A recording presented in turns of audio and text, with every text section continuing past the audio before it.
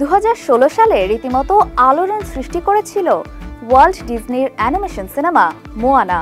রন Clements ও জন মুস্কারের যৌথ পরিচালনায় নির্মিত এই ছবিটি দর্শকের হৃদয়ে জায়গা করে নেয় দারুণ মুগ্ধতায়। পলিনেশিয়ান দ্বীপের রাজকন্যা মোয়ানা একদিন মহাসমুদ্র পাড়ি দেয় তে ফিতি নামক একটি পাথরের সঙ্গে এক রহস্যময় ধ্বংসাবশেষ পুনরায় একত্রিত করার জন্য। এ নিয়েই এগিয়ে যায় সিনেমাটির গল্প। এরপর থেকে সিনেমাটির পরবর্তী কিস্তি দেখার জন্য মুখিয়ে আছেন দর্শকরা। অপেক্ষাটা বেশ দীর্ঘ হলেও এবার তার পালা শেষ হলো। অবশেষে পর্দায় এলো মোয়ানা 2। ছবিটি নিয়ে দর্শকদের উৎসাহ কতখানি তা বোঝা যায় অগ্রিম টিকিটের চাহিদা দেখে। সব ধরনের সিনেমায় অগ্রিম টিকিট বিক্রির ক্ষেত্রে মোয়ানা 2 এর অবস্থান চতুর্থ, কিন্তু মুক্তির পর মোয়ানা 2 দর্শকের প্রত্যাশা পূরণে সফল কিনা চলুন দেখি।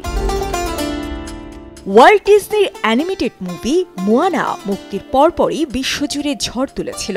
বক্স অফিসে ছবিটি আয় করে নেয় $688 মিলিয়ন মার্কিন, যার ধারাবাহিকতায় মুক্তি পেয়েছে মোয়ানার দ্বিতীয় কিস্তি। এবারের পর্বটি পরিচালনা করেছেন ডেভিড জি ডেরিক জুনিয়র। ছবিটি শুরুতে টেলিভিশন সিরিজ হিসেবে নির্মাণ করা হলেও পরে আরও কিছু কাজ করে এটাকে থিয়েট্রিক্যাল সিকুয়েল হিসেবে মুক্তি দেওয়া হয়েছে।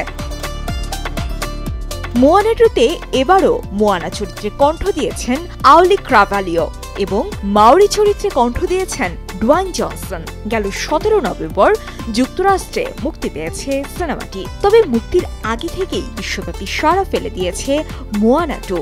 অনলাইন টিকিট বিক্রির জরিপে দেখা যায় মোয়ানা 2 অগ্রিম টিকিট বিক্রিতে অবিশ্বাস্য সাফল্য অর্জন করেছে। 2024 সালে মোয়ানা 2 চতুর্থ সেরা প্রিসেল শো হিসেবে জায়গা করে নেয়।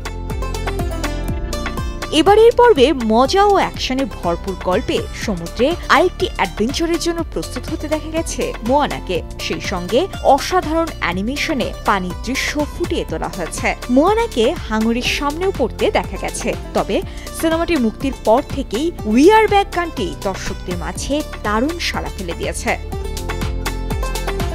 এর আগে ডিজনির পক্ষ থেকে ঘোষণা করা হয়েছিল যে অ্যানিমেটেড ফিল্ম মোয়ানার সিকুয়েল ছাড়াও এটি পূর্ণাঙ্গ চলচ্চিত্র আকারে রিমেক হচ্ছে। সেটি নির্মাণ করবেন থমাস কেল। এতে ডুয়াইন জনসন অভিনয় করবেন, যা মুক্তি পাবে 2026 সালের 10 জুলাই।